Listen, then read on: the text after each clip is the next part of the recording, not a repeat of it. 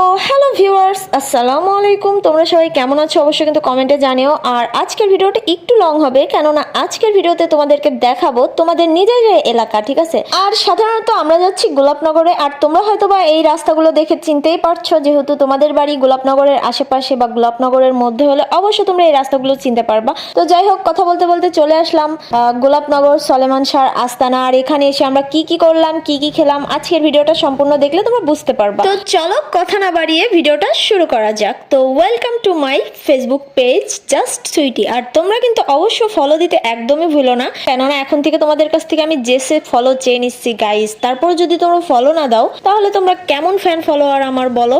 আর আমি কিন্তু short short ভিডিওতে তোমাদেরকে অনেকবার বলছি যে শর্ট শর্ট যা যা ভিডিও দেখো সেগুলো কিন্তু জাস্ট আমি মজা করে বানাই, নট এ সিরিয়াস, ওকে। তো তোমরা কেউ সিরিয়াস মাইন্ডে নিবে না। যাই হোক, কথা বলতে বলতে চলে আসলাম সেই আস্তানার। এই আস্তানার যা ভিউ গাইস, ভিডিও ছাড়লেই ফর ইউ, কথা কিন্তু একদমই ভুল, কেননা আমার ভিডিও একটাও ফর ইউতে যায় নাই।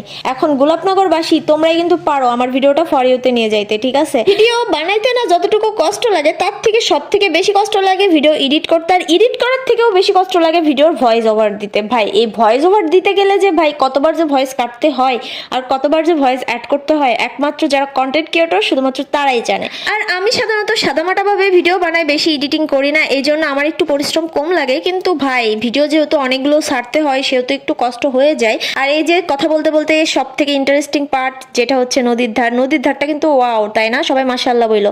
আর এই নদীর ধার থেকে কিন্তু পারমাণবিক বিদ্যুৎ কেন্দ্র কিন্তু আরামসে দেখা যায়, ঠিক আছে। তোমরা কিন্তু ভিডিওটা দেখলে অবশ্য বুঝতে পারবা। আর এই নদীর পাড়ে আসার মূল কারণ হচ্ছে কেননা এই নদীর পাড়ের পানি অনেকটা বেড়ে গিয়েছিল, সেহেতু ভাবলাম যে যাই, একটু ঘোরাঘুরিও করা হবে, প্লাস তোমাদের সাথে ভিডিও শেয়ার করা হবে। এক কথায় বলতে গেলে এক ঢিলে দুই পাখি মারার মতন বিষয়, ঠিক আছে।